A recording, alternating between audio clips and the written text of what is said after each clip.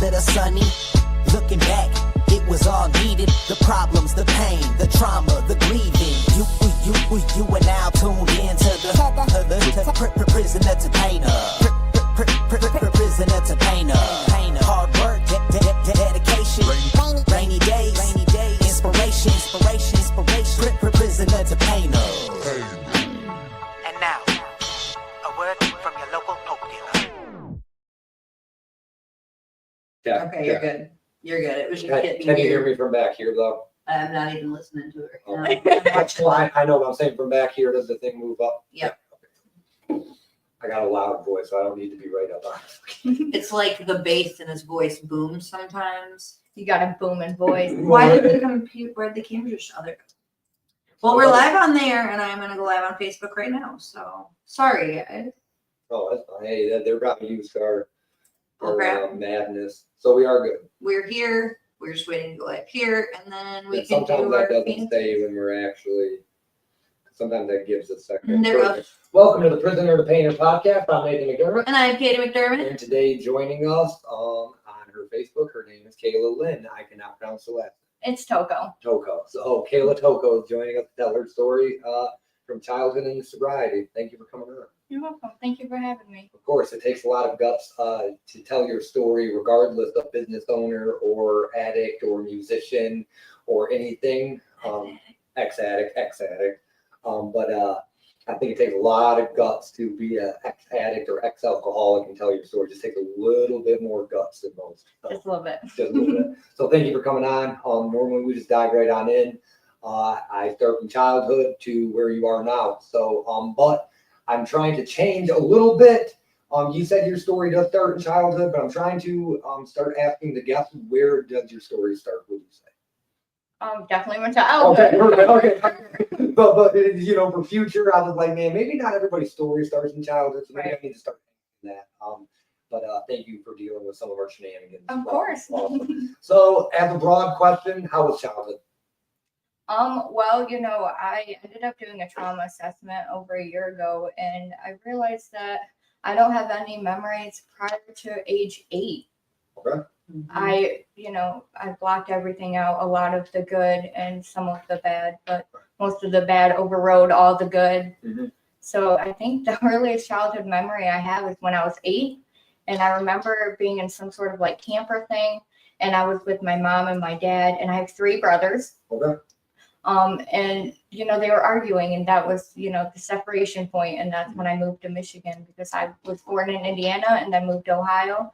And then back to Indiana, and now I'm in Michigan. Okay, fair enough. You already answered what's your earliest memory. Okay, so what did an average day look like for you in childhood? My mom would wake me up, and I would go to school, and you know, I ended up being in sports in school, so Awesome. you know, there was that. And then my grandma owned a restaurant. Cool. So I started like doing dishes and whatnot when I was 11, 12 on weekends. So between friends and, you know, dealing with my brother's shit Yeah. and my mom, and, you know, I'd go see my dad on weekends. Cool. What type of restaurant? She owned Ray's Tavern in Reading. Okay. I've been there a time or two. Wow, that's a small world. Yes. Small world. What did mom and dad do for work? My mom, when I was a kid, worked at Burger King on the toll road in Ohio. She was a manager there. Okay. And then my dad, he was a farmer in Indiana. Okay. What was his crop?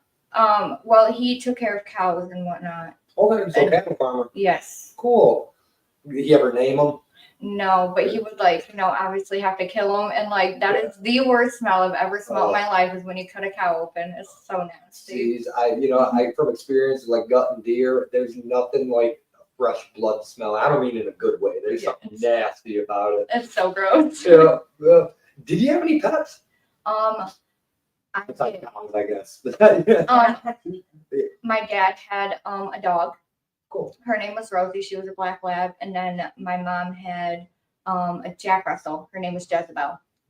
We had a German Shepherd named Rose. She was you could have mistaken her for a black lab because she was fat. I mean, she looked more like a lab than she got out and that's a story. That's my story. Sorry. So you said where you grew up. Is there anything traumatic from childhood that you would like to discuss? Ooh, all right. So, it was when I was 11 to 14, like all 3 years. I was sexually assaulted by my dad for 3 years. Mouth dropper. Yeah, I'm sorry to hear that, nor clearly I expect traumatic stuff, and there's just never a good response. So I'm sorry. Just ignore your line. Would you say that you still feel the effects, like with your relationships and how everything played out in your life from that, or Yes. was it something that you got help for early on, or like more recently? Well, I didn't tell anybody until I was 16 years old. I quit going to see my dad when I was 14. Because in the state of Michigan, when you're 14, you can, say whether or not you want to go see a parent.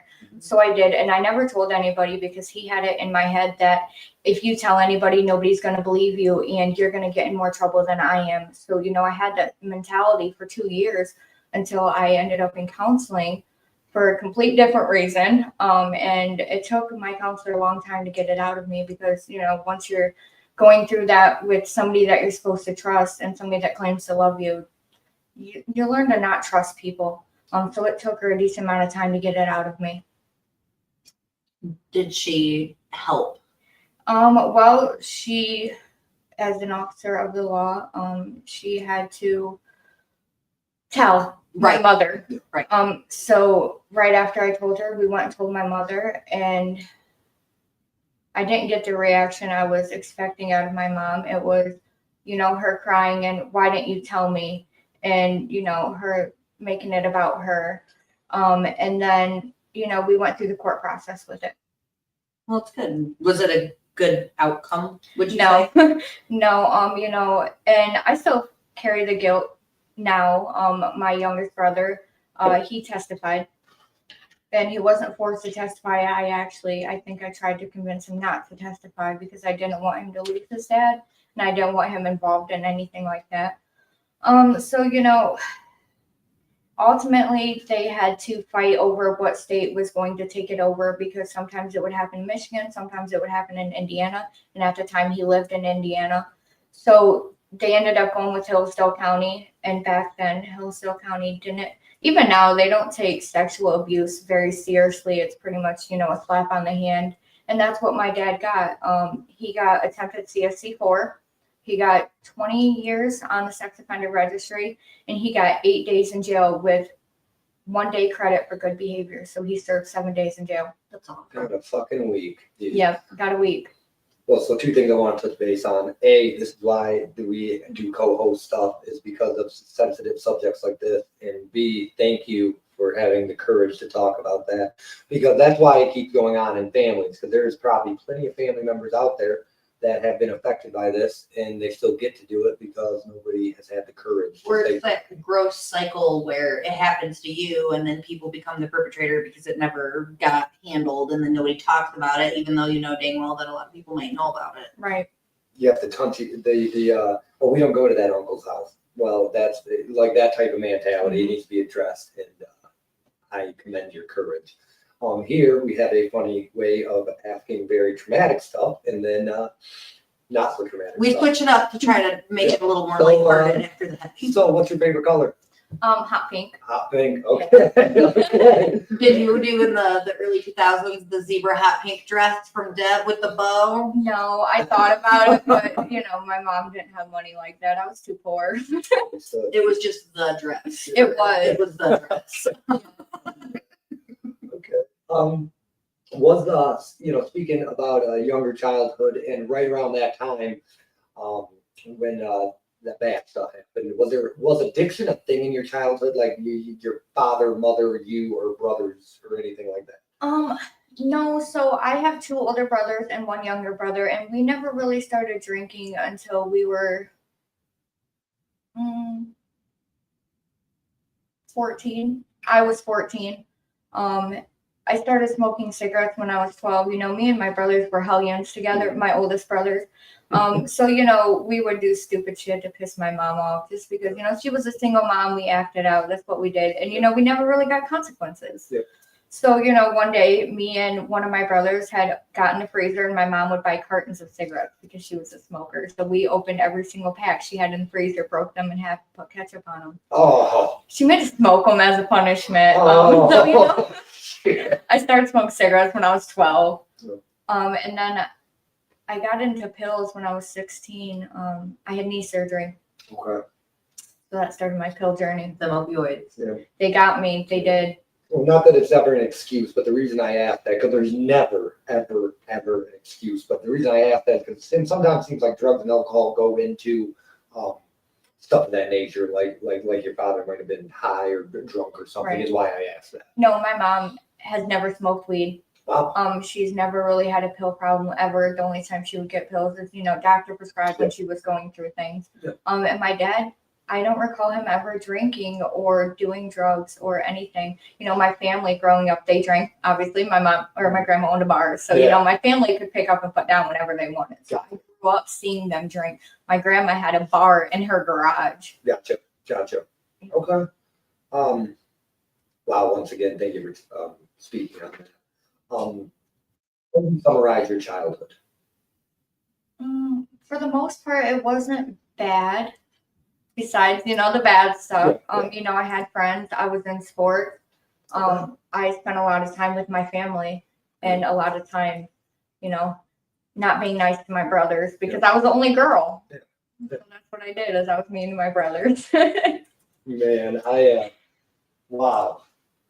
So started drinking at 14. Do you think that was a direct result because of what happened to you? Yes, I do. Because, I would see my family, drinking and having a good time. So I thought, even though I was going through some things, I could, drink and, forget about it. Have a good time. Right. Yeah. It's weird the way a child's brain works because instead of being told at a young age that drugs are bad and then I do drugs and they make me feel good, I wish they would have just told me the truth. The drugs will make you feel great, but the repercussions of them are not worth it. Right. So I just wish people were more transparent about that instead of booze is bad, but then you see everybody having fun on booze and it's like, well, is booze really that bad? I just wish you told me the truth, like up front. Right. Or like it can be the best thing ever until you feel like there's bees in your mouth. And Yeah. you can't sleep for a week. Yeah. And it's I did the DARE program when I was in school, and that didn't help. me too. It did not either. I was a smoker very young as well. So like getting the card signed saying that you're not gonna do it, and then it's like I was smoking cigarettes. Like I already felt hypocritical as a young kid because I smoked cigarettes. I was like, I'm never gonna do drugs, but I smoke. I still smoke. like And I do want to apologize. The basement is wet because it's raining, and I just smell it. So You can feel yeah, I the can basement. feel the wetness out here, man. So I am not judgmental, I promise you. fair enough. It seems like a dumb question, but is there anything you would change from your childhood? Yeah. Yeah, I probably wouldn't have been such a hellion, because I was. And knowing what I know now, I wouldn't have waited so long to release the information about my dad. Sure. And there's just bits and pieces, but it turned me into who I am. I'm curious because it's still new to me, regardless of what I'm trying to do here with the podcast and everything. Do you and your father talk? Is there any relationship there nowadays?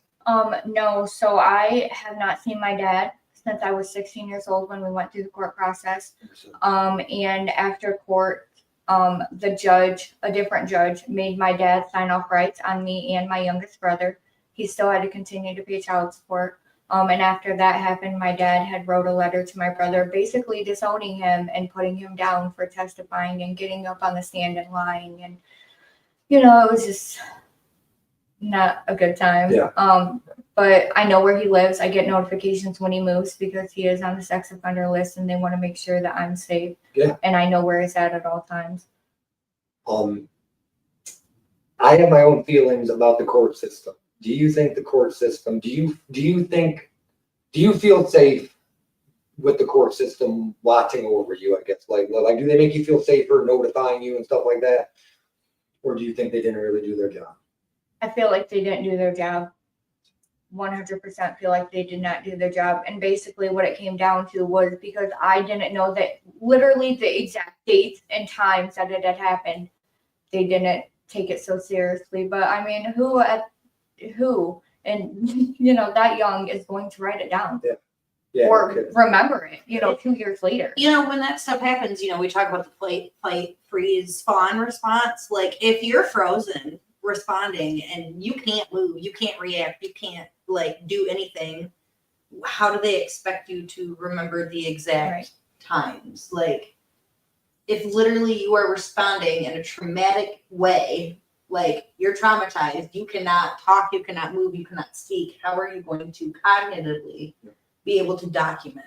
Right. And like, you know, I would understand maybe if, you know, my story changed at all or my brother's testifying, you know, changed at all, but my story stayed the same every single time. My brother testifying stayed the same every single time. Nothing changed. Well, and I can't speak on that, but I'll tell you, I can't remember when I started or quit a job. And that seemed way less memorable than what happened to you. So if I can't remember when the hell I started a job, how do you expect somebody to, Right. like, it just seems crazy to me that they would expect, I think I worded that right. It just seems crazy. You should not, you can't remember the exact day. An impactful event is like, And I feel very, very I rude, but this is why we do it live, because stuff happens. Would you like to ask the next question? I'm gonna go cut off that first. I feel like an asshole. okay. Did you said you moved a couple times? What schools did you go to? The first school I ever went to was in Cooney, Ohio. It's no longer a school now. It's a fire department. And then I started going to school in Reading. And that was the school that I stayed at Until you graduated. until I dropped out of high school in the 11th grade.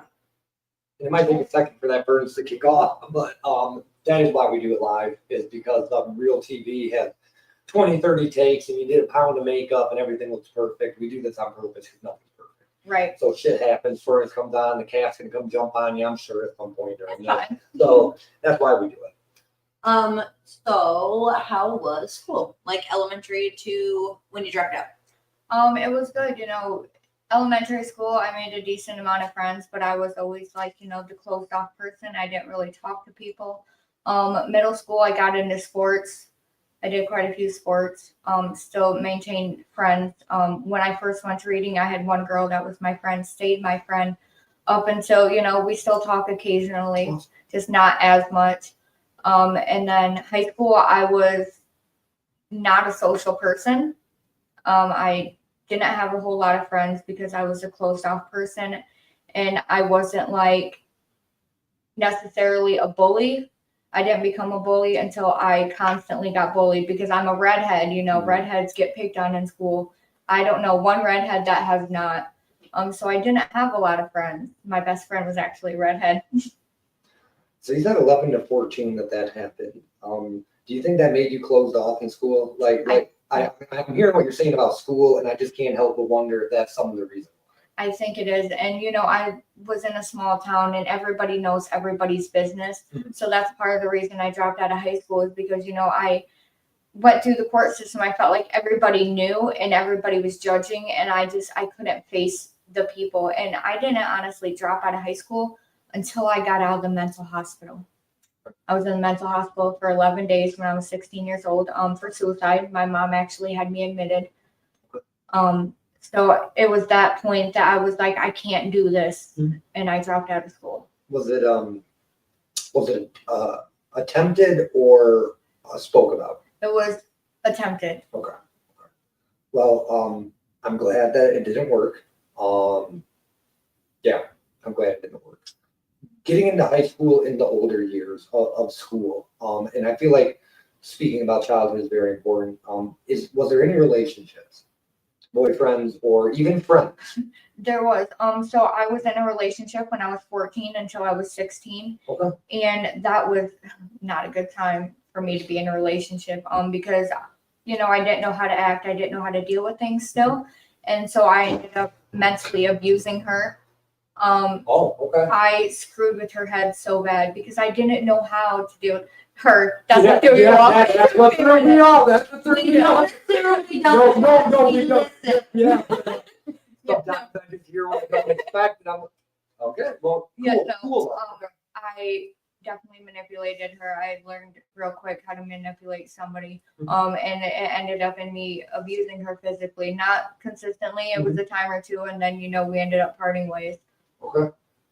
Okay. And then I got in a relationship when I was 16 until I was 18, with a guy that reverse situation mentally messed me up pretty bad. And he was one of the reasons I actually attempted to commit suicide. Okay.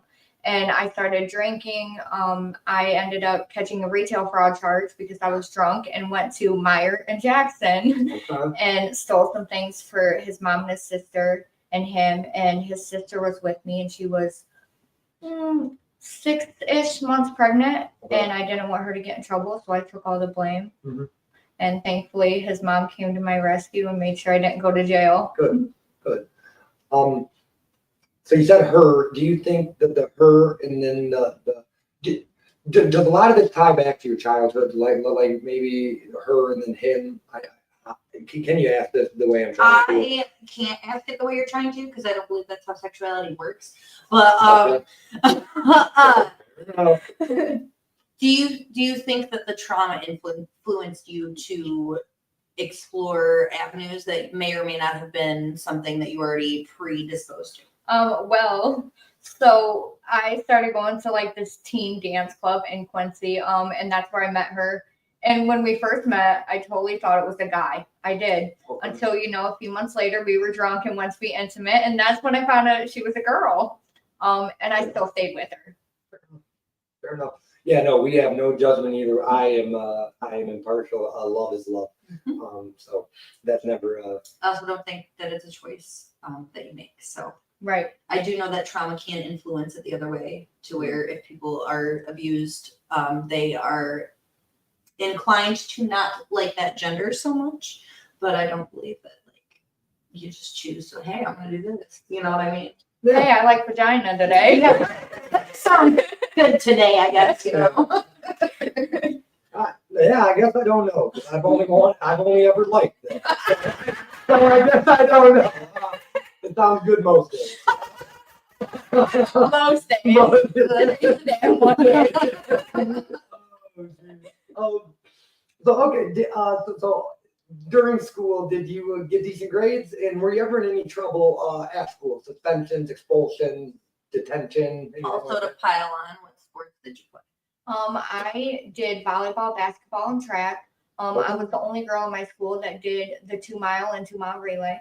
Cool. And I played basketball for a lot of years until, I dropped out of high school. Mhm. And volleyball, I wasn't horrible, but I wasn't good either. I was like the in between. And I don't know, whatever, it's fine. I still like basketball. Okay. But there's no way in hell I could run like that again. No way. And on top of that, I was a smoker too, so it wasn't the best decision. Yeah. But yeah, I did those sports. I was only expelled, or no, I never got expelled. I got suspended for 5 days for getting in a fight. But I never got detention because the detention teacher was my basketball coach. Fair enough. So, if I get in trouble in school, then I can't play in games. Fair enough. Did you have a favorite subject? Spelling, English. I was in 8th grade and I went to the Knights of Columbus Spelling Bee.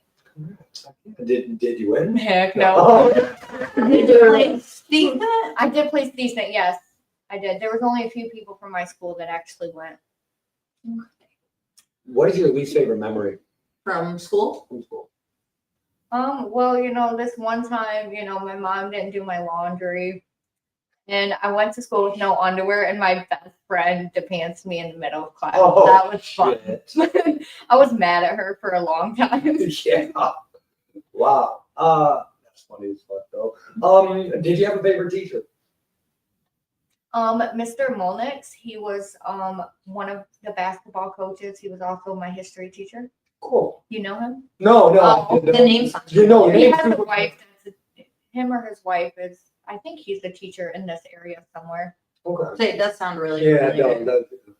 Is there any advice you would give your younger self about school? Or about anything, I guess, at that point.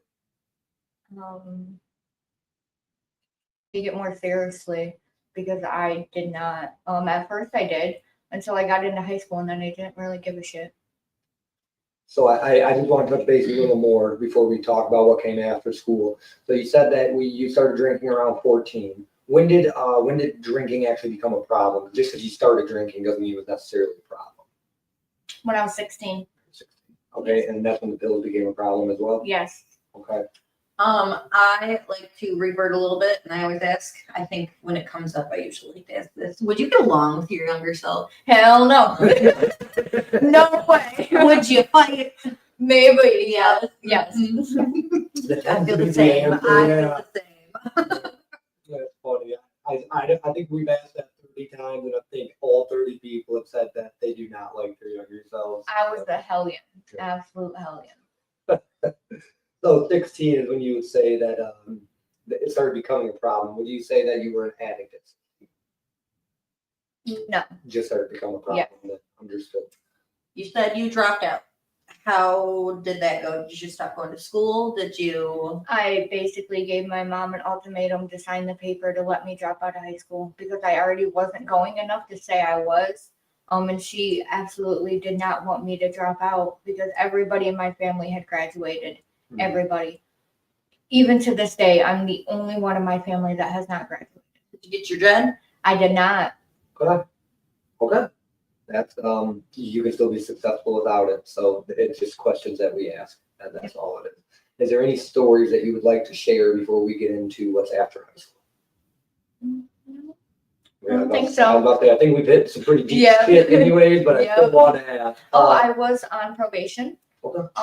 When I was 16, I got put on probation. My mom, again, Mhm. doing what my mom does, and she got me put on probation for incorrigibility.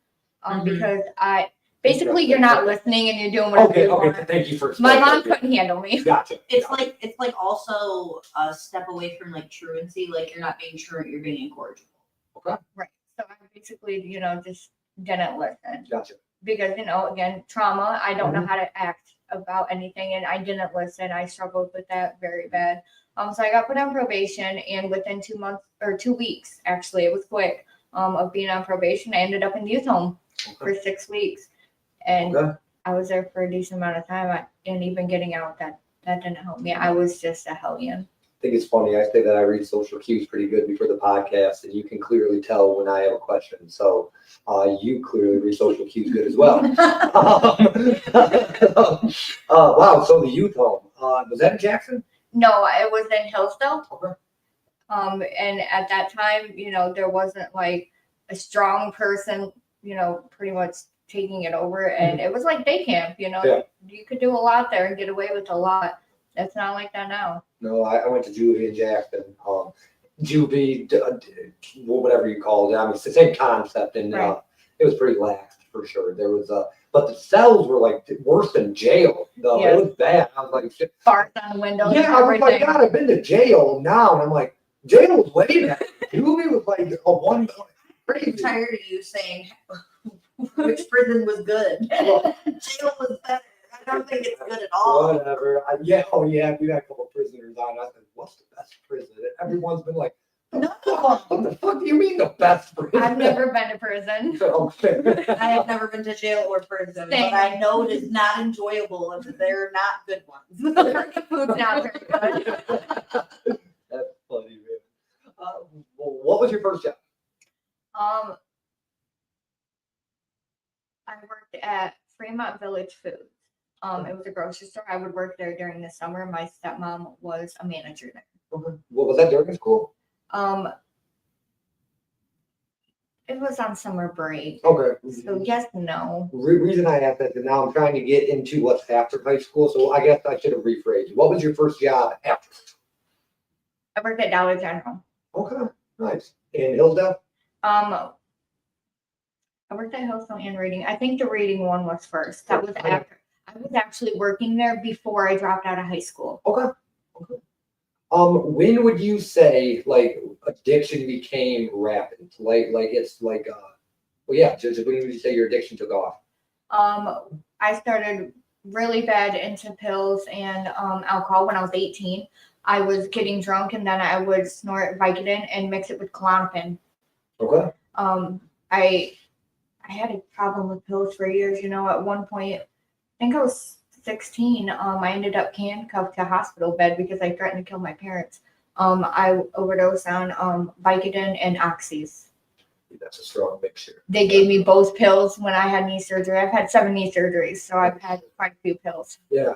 Yeah, and then it sucks when you find yourself in that position because now if you ever have to have another surgery, you know you can't go to painkillers. So that's gotta Yeah. be hard. And I'm pretty sure they put me on the list that I can't get them because Yeah. the last time I had knee surgery, the doctor asked me if I was on like 5 milligram. I was like, no, 500. Oh, shit. She's like, no, they're 5. No, in the streets we call them 500. That was dumb. Yeah. No, Because the doctor came in 5 minutes later and said, we're taking you off the pain med. yeah. Man, I want to make sure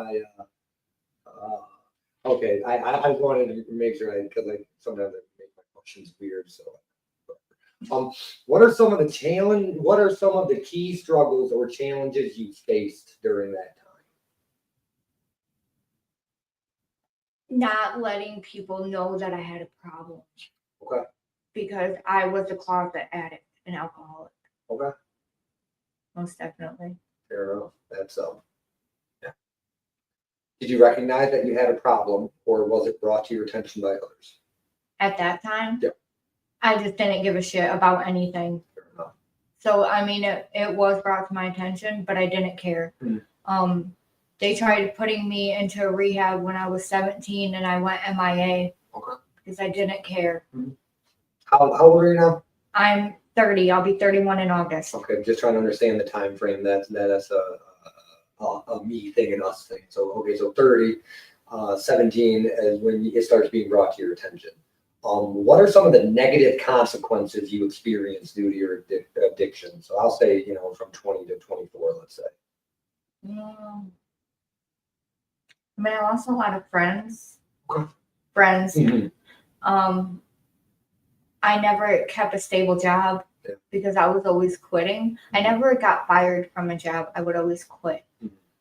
And I didn't care about responsibilities, and that's probably what kind of screwed me over a little bit. But I had a miscarriage when I was 18 and when I was 19, and I think part of it did have to do with my addiction. Because I knew I was pregnant but couldn't stop drinking. Yeah, and that's really hard, man. I'm just gonna ask it. I'm just gonna fucking ask it. I'm gonna drop it. Do you think addiction is a disease? You just had me scared. No, well, no, I I'm scared of something worse. no, because my opinion is irrelevant, but a lot of people have different opinions. So I just want to Yes ask and no. I'm in a toss up. That's it. I do think sometimes it is a choice, but not always. Because when I first started doing pills, I didn't know I would be as addicted as I was.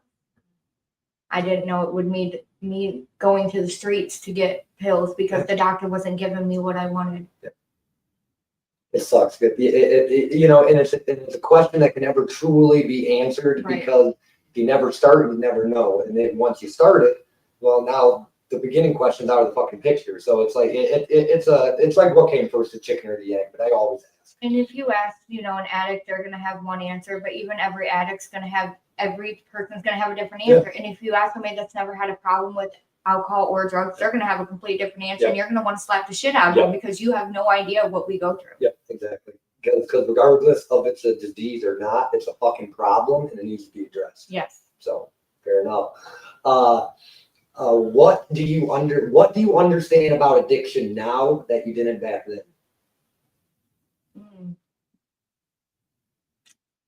That it is a hard thing to get rid of and to kick, because I didn't know that it would be that bad. I didn't know it would lead to me absolutely destroying my life and losing everything that I cared about. Yeah. So you're almost 30 now. You've been sober about 16 months. Yes. So that means you got sober at what, about 28? Yes, it was January of last year. 29. 29.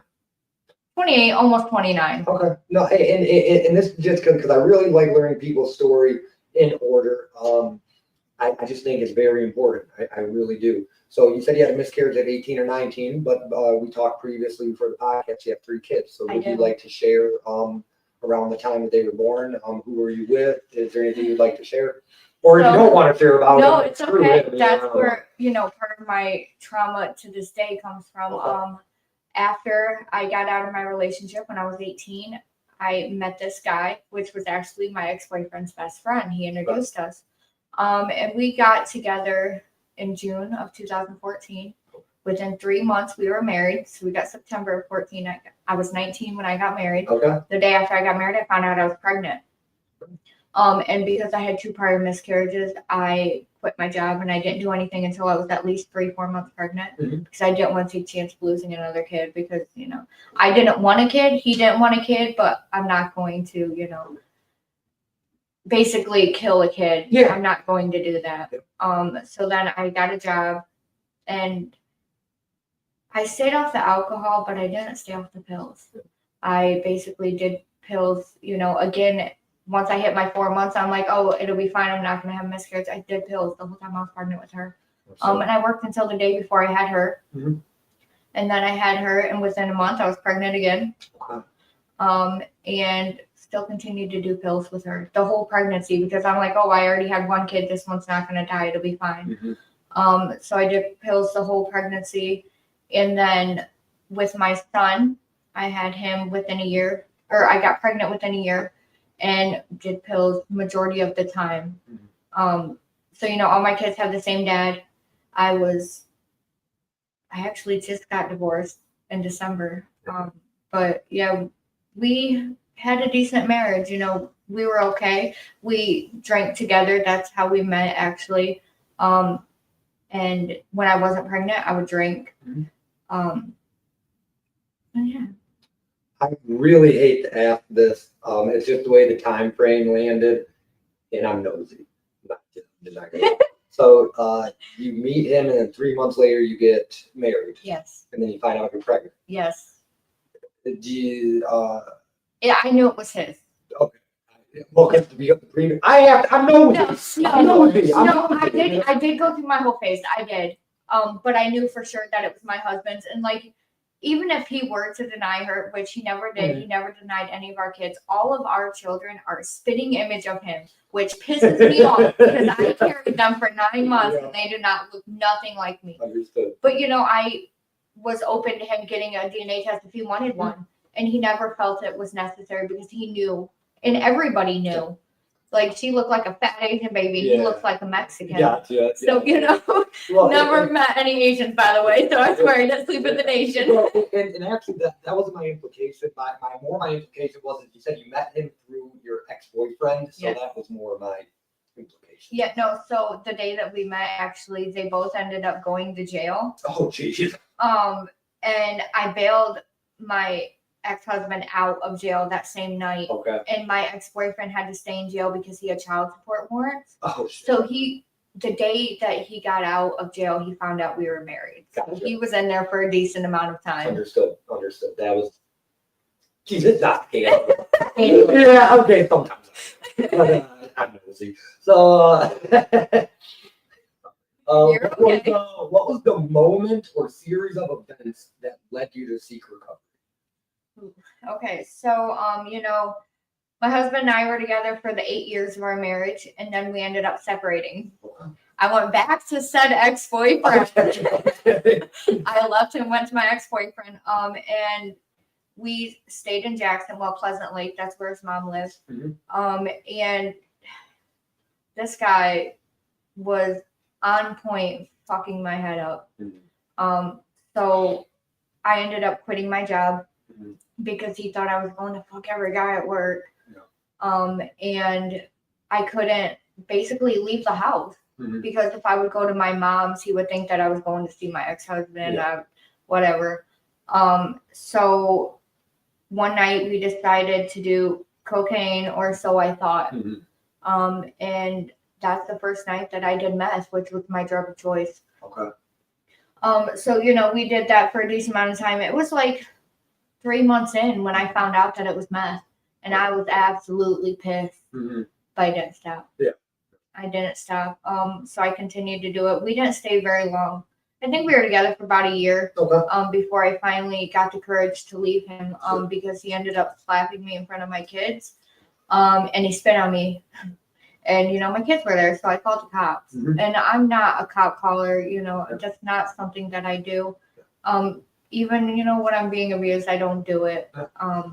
So then I ended up leaving him, and I went back to stay with my ex-husband because that's where my kids were. Mhm. And then I would leave him and go back to my ex. It was just a back and forth for a while. And Thanksgiving of 23. We were in a pretty heated argument, my ex-husband and I. Pretty heated, really bad. We were both whacked out of our minds. Mm-hmm. And he wanted to argue. I didn't want to argue. We both said some choice words that were not okay. And I, you know, after 10 years, you know what to say to piss somebody off. Yes, you do. Mhm. Hell, after 5, you Um, do. So I get it. I get it. And that's what I did, is I said something that I knew would piss him off. But I was fucked out, so I didn't give a shit. Yep. And he ended up hitting me. Okay. In front of my kids. He ended up, you know, tossing me out the door. My kids and I were running away from him. And, you know, it was just an all around bad situation. It got to the point where he was calmed down a little bit.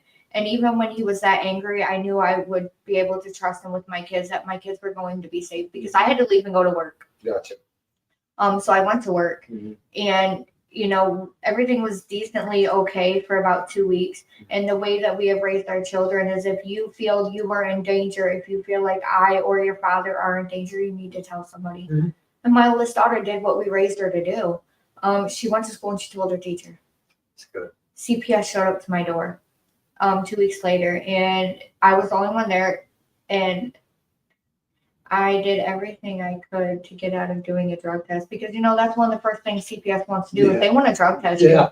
And I gave her the excuse, oh, well, I had Vicodin in my system, you know, I just went to the dentist. And she's like, oh, that's fine, just give me the pill bottle. Yeah. Yeah. And I gave her another excuse for smoking weed, and she's like, well, I just need to know this. And I'm like, all right, listen, I'm just going to be honest, I did meth. Yeah. So, you know, I was honest about it. She did my drug test, and right after that, she was waiting on my kid's dad to get there. Okay.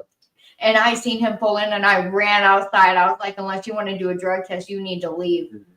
He came inside and he did his drug test, Took it like a man there. Yep. Good for him. and we both failed. Yeah. Miserably, and we knew we would. Mhm. And she came back like 2, maybe 3 days later with our test results, Mhm. telling us we failed, which we Mhm. knew. She drug tested us again. Mhm. Again. Failed again. Yeah. We did Yeah. miserably. And, you know, with the way that they can get results now, is they can see your levels of how much you have. He had over 3,000 in his system, and mine was about 1,500. Did it go up from the first one? Yes, it did. Yeah. Yes, it Yeah. did, because Yeah. we were doing it nonstop Mhm. every single day. And so, you know, they gave us a last chance. Okay. And they said, you know, if you don't get clean, we're going to take your kids. So they sent in a social worker. Mhm. And so we were doing visits with her for a while. We stayed clean Good. for the most part. Yeah. Yeah. And then one day our CPS worker had came to do a visit, and I worked third shift at the time. Mhm.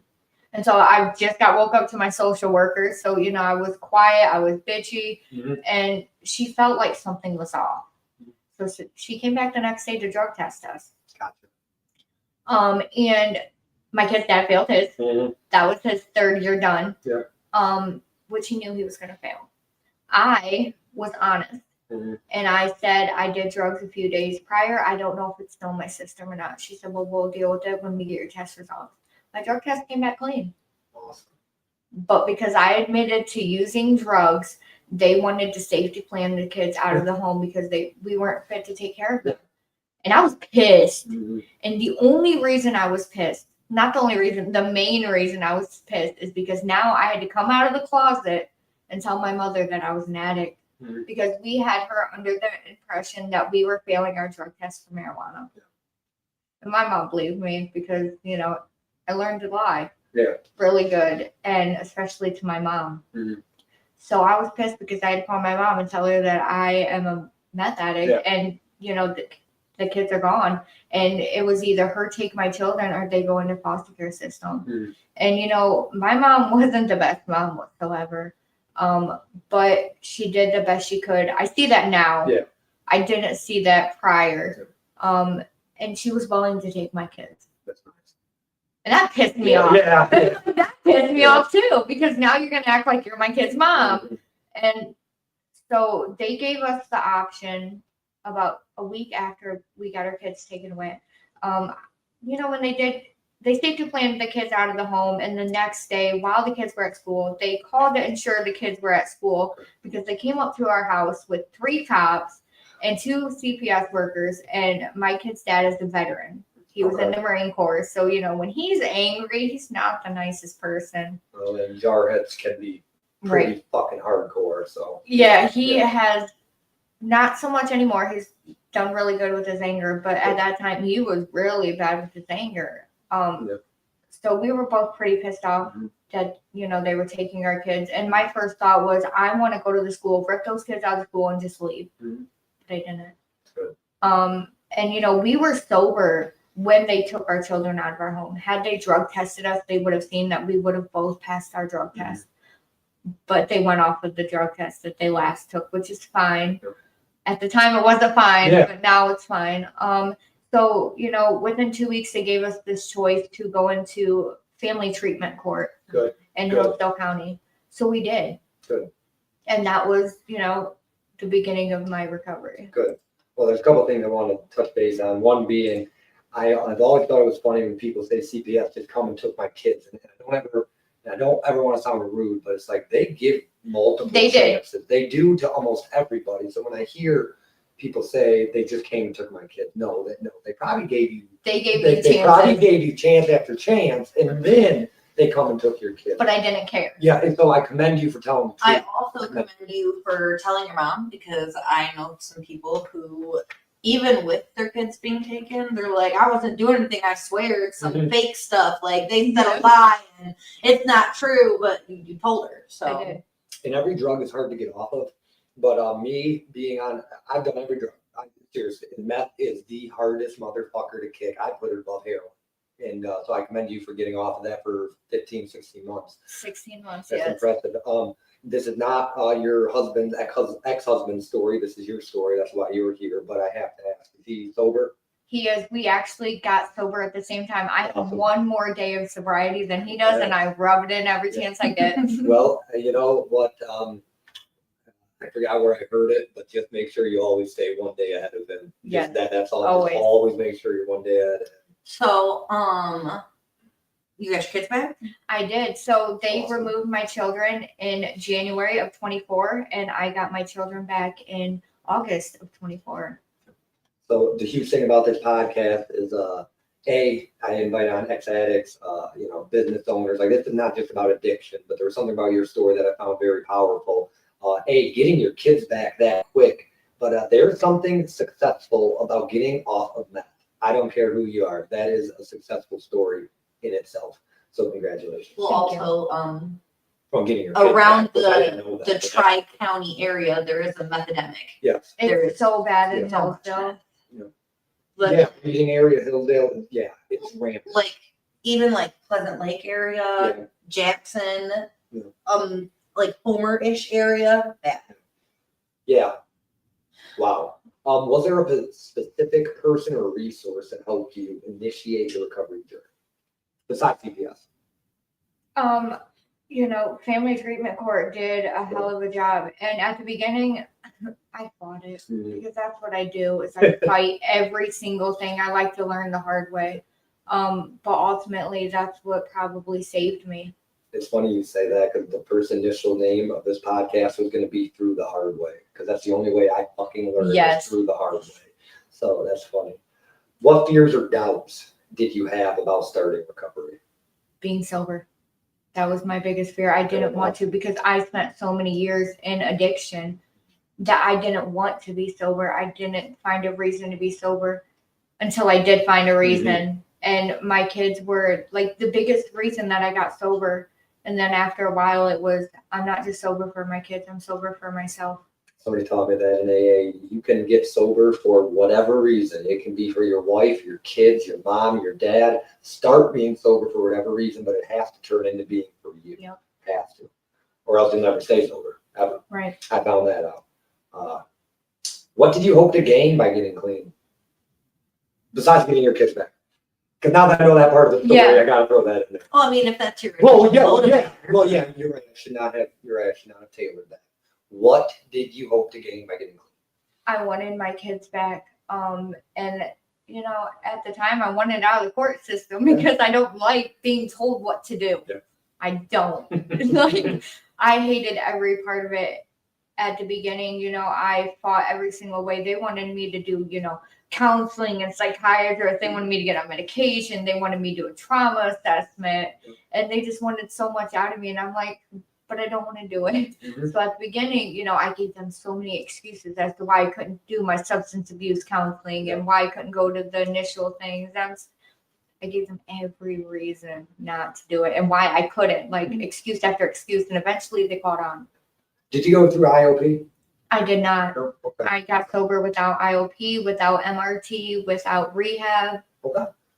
I was just curious because my favorite, and I can say his name, Doug Rickman, was like the fucking best counselor I've ever had through IOP. And that dude is like, I mean, God bless him. Like, seriously, that dude got me he didn't get me sober because I ended up fucking up, but I'll tell you what, I'll never forget that guy's name. That's just why I was curious. No, my ex-husband did IOP, but I didn't. Oh, okay. Now staying sober, do you do 12 steps or therapy or faith-based or anything, or? I go to meetings. Cool. I actually chair a meeting Wednesday night. My sponsor covered my meeting tonight so I could be here. Awesome. I go to sober retreats. I stay active in the sober community. I do my part of service work. I give Good. back. Good. I can't keep what I have unless I give it away. Yep. And it sounds so fucking cliche, but it's true. Right. It really is. What is your biggest challenges you faced early in recovery? Really in recovery.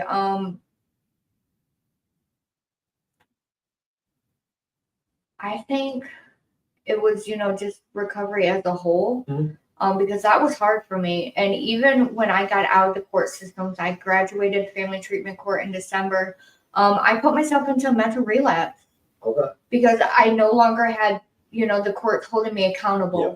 I could no longer, I could do what I wanted. Mhm. And that's what I wanted the whole time, was to do what I wanted and not be told what I can and cannot do, where I can and cannot go, who I can and cannot talk to. Yeah. So that was pretty hard for me. It really was. And it took like 2 weeks to get out of that mental relapse. And I wanted to go back and use so bad. Even when I first got sober, I think up until like my 5 months, I had reservations. Yeah. Because I thought it would be a quick process. I'd get in and out of the courts. I'd get my kids back like super quick, Yeah. so I could go back to using drugs. Yeah. Because that's the mindset that I had. Mhm. But it's not the mindset I have today. I'm so glad that left the mind. Good. Can you go over the process of how it was getting your kids back?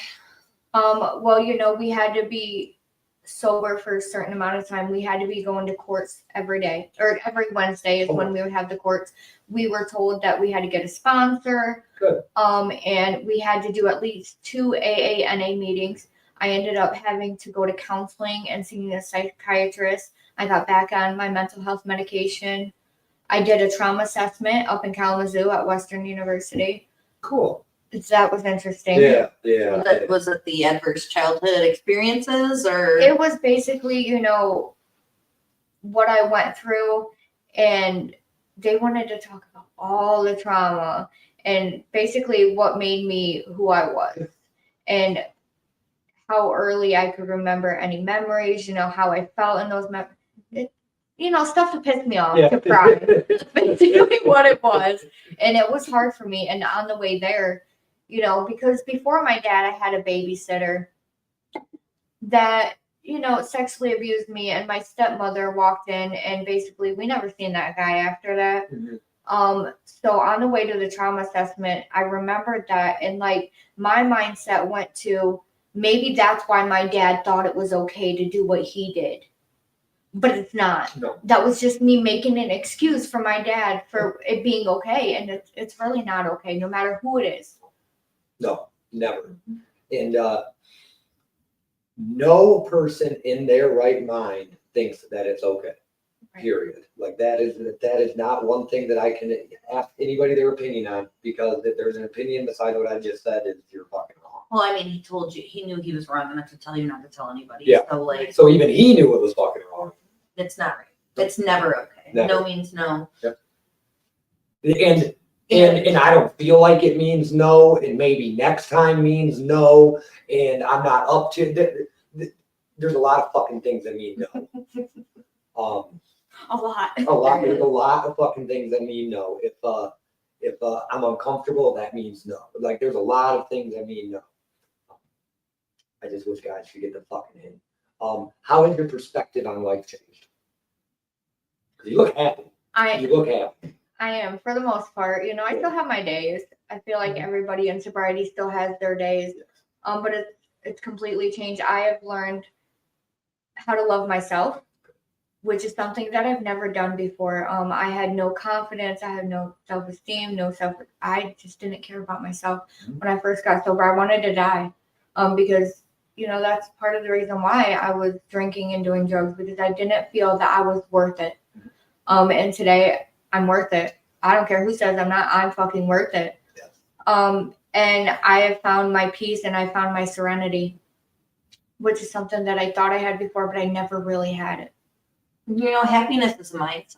Yes. It's not, I mean, yes, you feel fleeting moments of, oh, that made me really happy, but like nobody is happy 24/7. And if they are, it's because They're a fucking liar. they're in a happy moment. We were on two different things there. Because their mindset is geared towards happy. Right. But you can't expect somebody to just be sunshine and rainbows 24/7. That's not realistic. I mean, I've worked on a lot of myself, and I've worked on, you know, for the most part, my patience, because that's something I have very little of. And I've learned that I'm really good at pissing people off when I don't engage in their fuckery, basically, you know, because their problems are not always my problems. And if I can help, I will. But I'm not going to be brought down by anybody else's misery. That's the one right there. That's the one. Especially when you're not putting up with it, and it's a process that you need to put up with it for it to happen, and you throw a wrench in it, and that's when it really pisses people off. Stops the cycle. Oh. What are your hopes and dreams for the future? That I obviously can continue to stay sober, because I've had my fair share of, I don't want to be sober anymore. I don't want to do this anymore. And I hope that I can continue to be of service like I am. You know, I don't tell my story very often because it's hard to deal with it. But, you know, like they say in the rooms, we do not wish to shut the door on it. And that's something that I wanted to do for the longest time, is I didn't want to have to talk about it and relive it. But I'm learning that if I talk about it, I can heal. So that's something that I hope I can continue to do, is to continue to heal, because that's an everyday process for me. Do you know what Donald B? I'm pretty sure you know what Donald B. Black guy, bald head, old.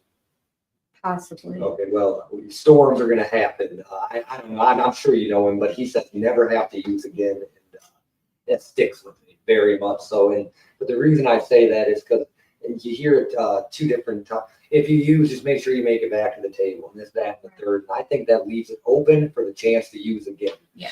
So I don't think like that. I'm never going to drink again. Period. End of story. So sounds like you're the same way. So congrats. Your phone's doing the thing. Oh shit! Thank you. It did all the things. Yeah, it canceled for some reason. I don't know why. Non-engagement. Yeah. Engage in the bullshit here.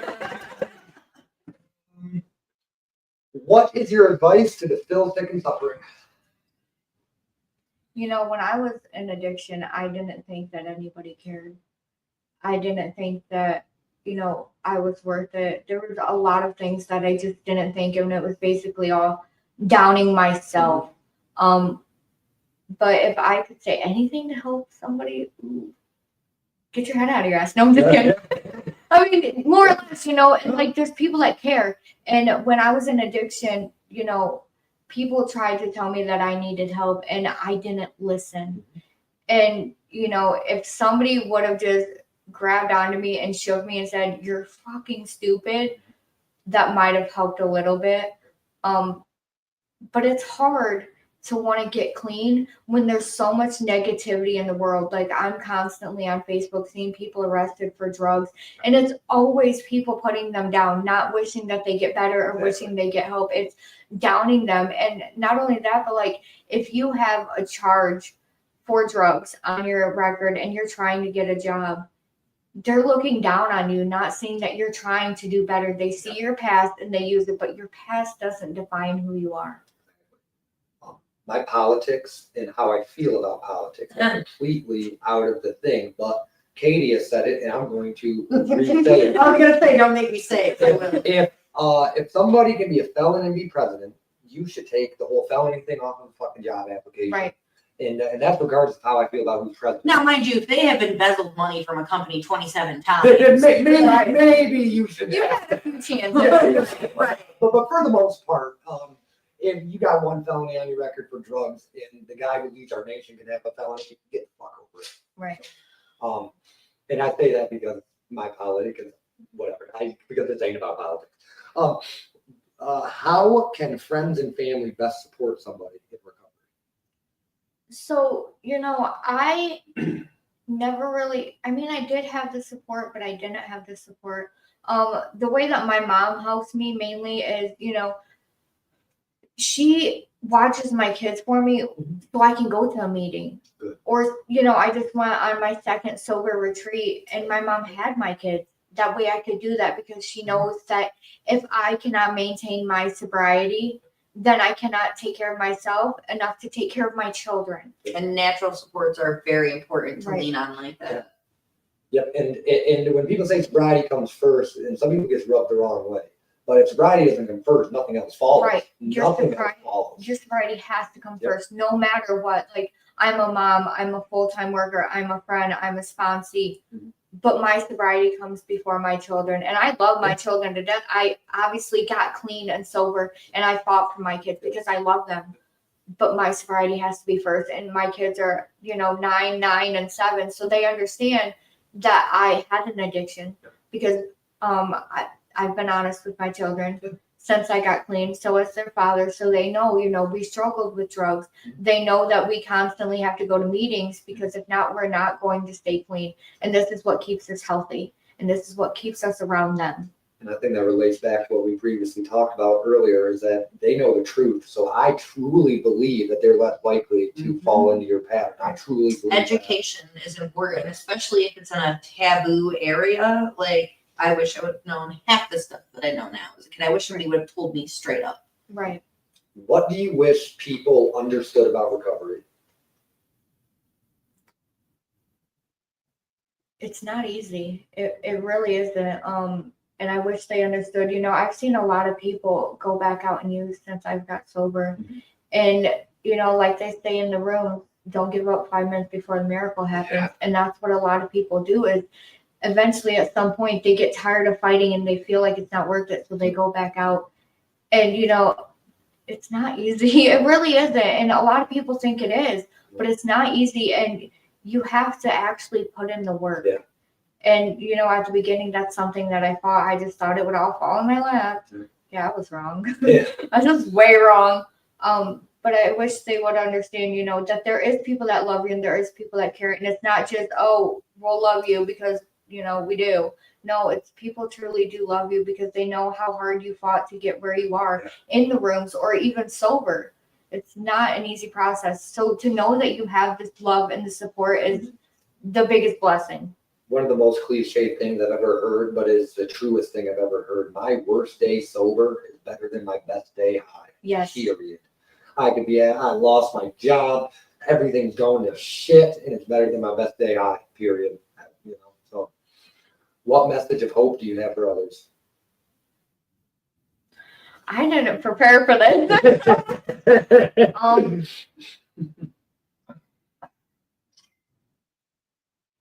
You know, I never really had that. So I can't speak from experience.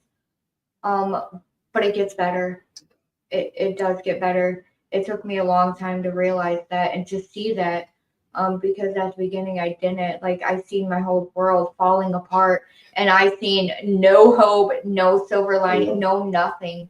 And then I kept on keeping on. Yep. And I kept doing the next right thing.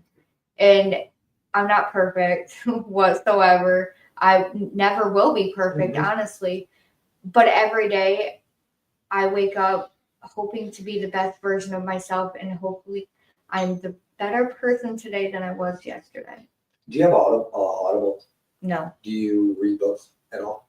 No. The No, reason I'm not gonna lie. No. Okay, well, no, that's fine. I don't read much either. But next time, if you ever decide to listen or read a book, buy The Traveler's Gift. You will not be disappointed. I recommend that to every single person I talk to. It does have some faith-based things in there, but it's about 7 decisions that you have to make every day to be the best version of you. Andy Andrews. Fantastic. Andy Andrews is like I idolize this author, but he is I emailed him and he sent me a signed book because I would I say love him. he's I one love of the reasons that he has stayed sober for as long That's as he awesome. has. he is. If there's ever anything that I could offer anybody, read that book. Okay. I mean, seriously, that book is it is life changing. It's I just the way do you're believe talking. it's free on Audible. No, it is. But I swear to God, if anybody ever wants to, I'll fucking pay for it. I'll give you $15 right now. I'm serious. No, I'm serious. That book is that incredible.